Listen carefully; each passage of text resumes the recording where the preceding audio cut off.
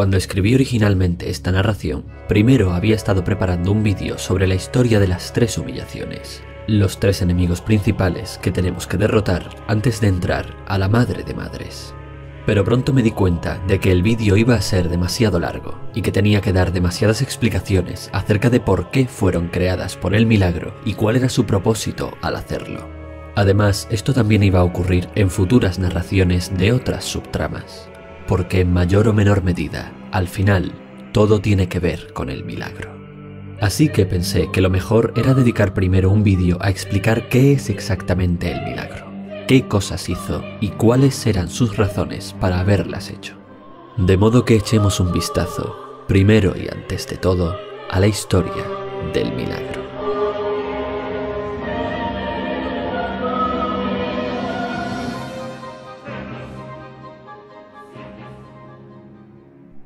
El milagro doloroso es, en pocas palabras, la deidad que gobierna por encima de todo y a la cual se le rinde culto en la tierra de Custodia.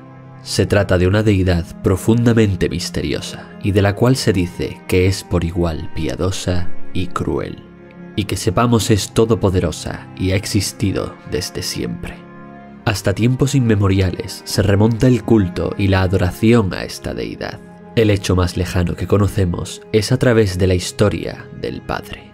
El Padre fue en su origen un joven mortal adorador del milagro, que un día rezó para poder sufrir un gran dolor, que, a modo de penitencia, le expiara la gran culpa que se le clavaba afilada en el alma, como si fuera un mártir. Ocurrió entonces que el milagro atendió su súplica, haciendo que de las extremidades del joven crecieran raíces que lo retorcieron terrible y dolorosamente, delante de todos los habitantes de Custodia, que admiraron cómo soportaba el dolor en silencio. A partir de entonces, aquel joven fue conocido como el Padre, y se convirtió en una piedra angular del culto al milagro, algo así como un Mesías. Y la religión creció y obtuvo más y más poder, hasta convertir Custodia en una teocracia dominada desde la Madre de Madres, la archicatedral del Sumo Pontífice. No sería la primera vez que el milagro actuaría de esta manera, pues casi siempre veremos que responde ante actos de autoflagelación, culpa, arrepentimiento y castigo. Además, en muchas ocasiones parece que el milagro actúe de forma aleatoria, pero cuando prestamos atención vemos que de hecho es todo lo contrario. Pues de todas las deidades de la ficción, esta es quizás una de las más maquiavélicas, manipuladoras y calculadoras que yo haya visto nunca. Y en adelante veremos por qué. El Sumo Pontífice vio la falta de fe y devoción en Custodia, le da la vuelta a su trono, dándole la espalda al mundo, y reza al milagro, atormentado. De modo que el milagro atiende su súplica, transformándolo en un gigantesco árbol al que prende fuego, dejando atrás una montaña de cenizas coronada por el trono sagrado. De este modo le usó como sacrificio para tender un cebo que tienta a aquellos que priorizan el ansia de poder y otros pecados por sobre la verdadera fe hacia él, y los castiga transformándolos en monstruos que ahora están a su completo servicio, atormentando y castigando a toda Custodia por sus pecados. Pero al parecer no planea que este estado de caos, muerte y desolación se mantenga para siempre, así que teje un plan para que eventualmente toque a su fin esta era, que es llamada la Era del Trono Girado, pero solo después de que Custodia haya sufrido lo suficiente y por tanto redimido sus pecados.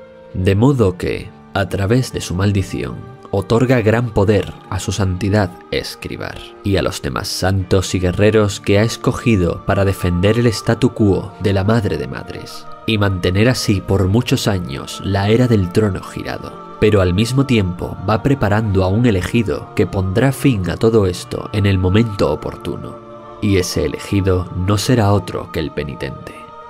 Y para asegurarse de que será suficientemente fuerte y digno para llevar a cabo esa penitencia, pone 3 pruebas en su camino hasta la Madre de Madres, que son las 3 humillaciones. Hay algo que debemos comprender y que se nos dice y da a entender a lo largo del viaje. Y es que los grandes seres y monstruos que enfrentamos son liberados de su tormento al morir. Todos ellos eran seres humanos que fueron malditos por el milagro. Algunos como castigo por sus pecados, otros por petición propia o a modo de penitencia para poder expiarse, y otros incluso por motivos desconocidos. Y es especialmente cruel lo que el milagro hizo con las 3 humillaciones, pues a diferencia de otros enemigos que encontramos que tenían pecados por redimir, estos 3 eran santos incorruptos e inocentes, con verdadera bondad y devoción en sus corazones. El por qué el milagro los escogió a ellos es algo que explico más a detalle en los vídeos de las 3 humillaciones. Vemos así que el milagro, aunque atiende a su manera a los rezos y las súplicas de sus creyentes, también es una deidad sumamente calculadora y maquiavélica, que utiliza para sus propios fines indistintamente tanto a aquellos que merecen castigo como a sus más fieles devotos. Aunque hubiera otros elementos implicados, el milagro es el culpable del comienzo de la era del trono girado y de todas sus desgracias. Y al mismo tiempo es el instigador del fin de esta era, al haber resucitado al penitente de entre los muertos y haber dispuesto todo en su camino para que matara a Escribar llegado el momento, cuando Custodia hubiera sufrido bastante por sus pecados, y que entonces tomara el trono e iniciara una nueva era de culto, con él como nuevo padre y nueva santidad, pero siempre con el milagro como última y más alta deidad, y destino final de todas las plegarias de los habitantes de Custodia. Y pase lo que pase en el futuro, podemos estar seguros de que el milagro seguirá ahí por siempre, y que hagan lo que hagan sus fieles mortales, sin duda el milagro ya lo habrá previsto y dispuesto todo para que ocurra según su divina voluntad, por los siglos de los siglos y hasta el fin de los tiempos.